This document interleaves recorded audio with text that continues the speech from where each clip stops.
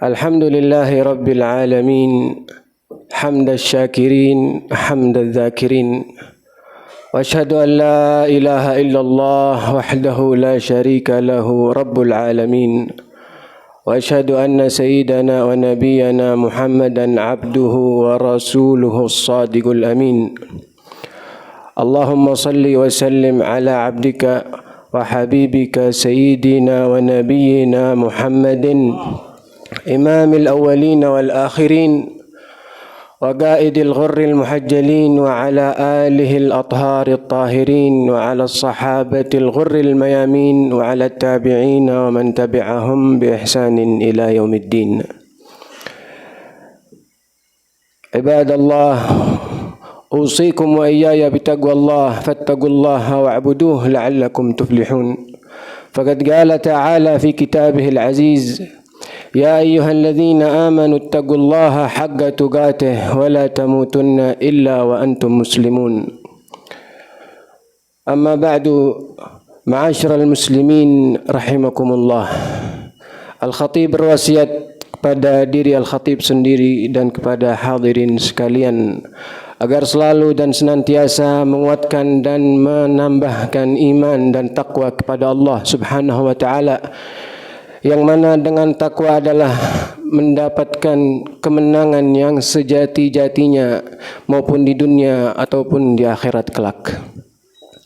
Ma'asyiral muslimin rahimakumullah, sebagaimana ulama mengatakan arti daripada takwa adalah imtithalul awamir wa ijtinabun nawahi, atau dengan definisi yang lain, wa an la yaraka maulaka haitsu nahak wa an la yafgidaka haitsu amarak, yang artinya jangan sampai Allah Subhanahu wa taala mendapatimu di mana ia melarangmu, dan jangan sampai pun Allah Subhanahu wa taala tidak mendapatimu di mana ia memerintahkanmu.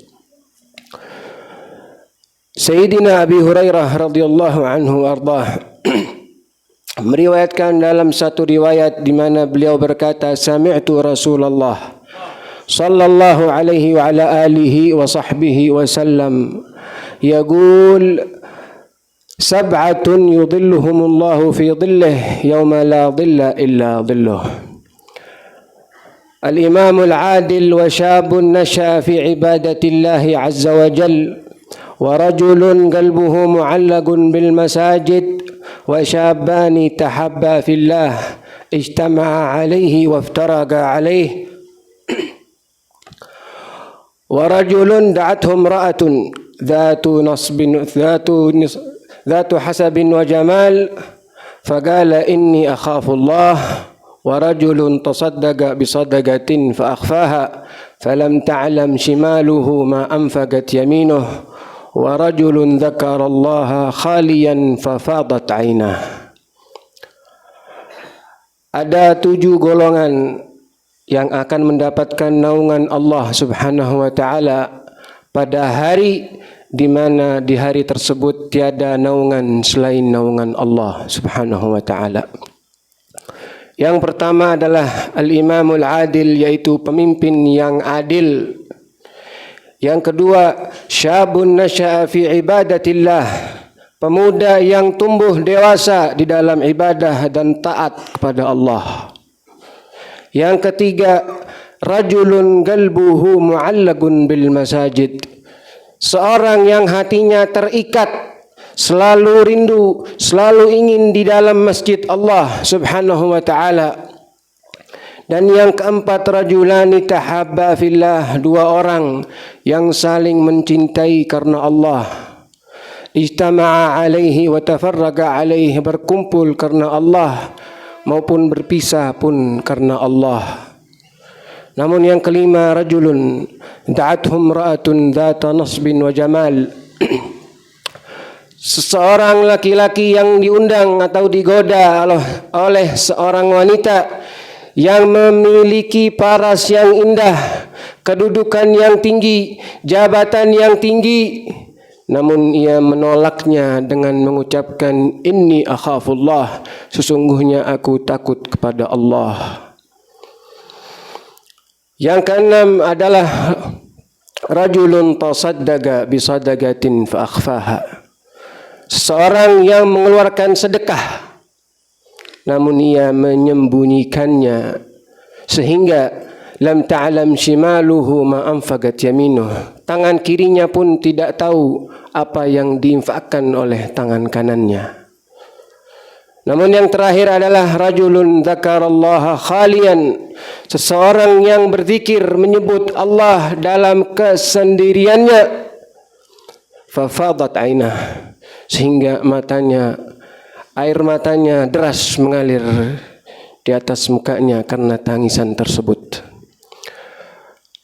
Ma'asyiral muslimin rahimakumullah, ulama mengatakan bahwasanya yang paling unggul, yang paling afdal, yang paling utama di antara 7 golongan tersebut adalah seorang pria yang digoda atau diundang oleh seorang wanita yang cantik jelita, kaya raya, memiliki jabatan dan kedudukan, namun ia menolaknya dengan mengatakan inni akhafullah, sesungguhnya saya takut kepada Allah.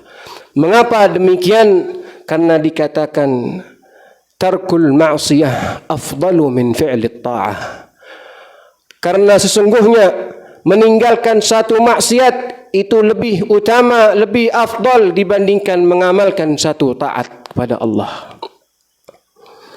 Bahkan ulama mengatakan bahwasanya ad-dinu syatran, agama itu adalah 2 bagian. Syatrun huwa tarkul ma'asi wal akharu fi'lut ta'at. Yang pertama adalah meninggalkan maksiat dan yang kedua adalah mengamalkan taat. Wa tarkul ma'siyati huwal ashaddu, dan meninggalkan maksiat adalah yang seberat-beratnya dibandingkan dengan mengamalkan taat. Jadi meninggalkan maksiat itu jauh lebih berat dibandingkan mengamalkan taat. Kenapa? Fa inna ta'ah yaqdiru 'alaiha kullu ahad. Ulama mengatakan karena sesungguhnya taat itu dapat dilakukan oleh siapapun. Mau tua, mau muda, laki atau wanita, sakit atau sehat, kaya atau raya, kaya atau miskin, semua orang bisa mengamalkan taat kepada Allah. Tetapi tarkul maksiyah, tarkun nawahi, meninggalkan maksiat kepada Allah Subhanahu wa taala, la yaf'aluha illa as-siddiqun, tidak dapat dilakukan kecuali orang-orang yang jujur murni dipilih oleh Allah Subhanahu wa taala. Bahkan Al-Imamul Junaid, Imam Taifah, pernah berkata, tarkul ghibati wan namimah a'zamu wa afdalu min 70 hajjatin ba'da hajjatil Islam. Meninggalkan maksiat ghibah dan namimah itu lebih utama, lebih afdal dibandingkan 70 kali haji setelah haji yang pertama.